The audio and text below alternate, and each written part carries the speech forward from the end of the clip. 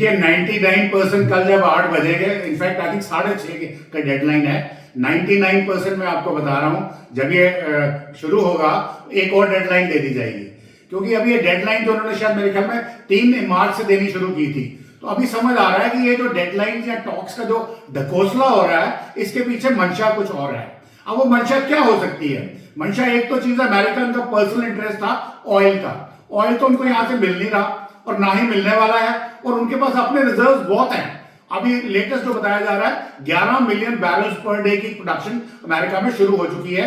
उन्होंने अपने रिजर्व्स को पहले टच ही नहीं किया था, और उसके बाद वेनेजुएला के ऑयल रिजर्व उसके पास अवेलेबल है। तो उसको अब ऑयल की इतनी प्रॉब्लम नहीं है यहाँ पे, परंतु पेट्रो डॉलर की जो बादशाही थी वो खत्म हो रही है, उसकी प्रॉब्लम डेफिनेटली है। अब उसको कैसे रखना है? उसको रखने के लिए ईरान को बर्बाद करना बड़ा जरूरी है। तो इसलिए बेस्ट ये है कि एक तरफ से आप अटैक करते चलिए, दूसरा लोगों को ये दुनिया भर को ये बताइए, क्योंकि फर्क पड़ रहा है यूरोप को और एशिया को, उनको ये बताइए कि देखिए हम तो तैयार हैं बातचीत के लिए। विटकॉफ और कुशनेर लगे हुए हैं, और ईरानियन नहीं मान रहे, और ईरानियन भी उनकी हेल्प कर रहे हैं by giving them provocative statements कि हम टेबल पे नहीं आएंगे वगैरह वगैरह। तो एक तो ये प्रोग्राम समझ आ रहा है। दूसरी प्रॉब्लम थी ट्रंप की डोमेस्टिक प्रॉब्लम।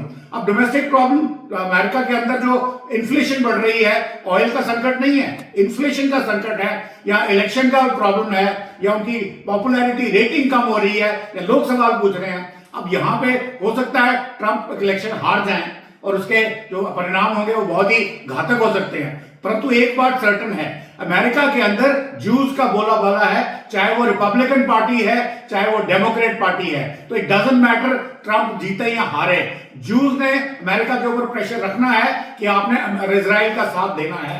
और इजराइल का जो मंशा है बहुत क्लियर है, उसको ग्रेटर इजराइल तो मैं नहीं बोलूंगा, परंतु लिटानी के नीचे जो उनकी लेबनान के साथ चल रही है, हिजबुल्लाह के साथ, ईरान का टोटल खात्मा, हूती का टोटल खात्मा, हमास का वो कर चुके हैं। सेकंड स्टेज जो सीजफायर की शुरू होने वाली है वो हो नहीं रही।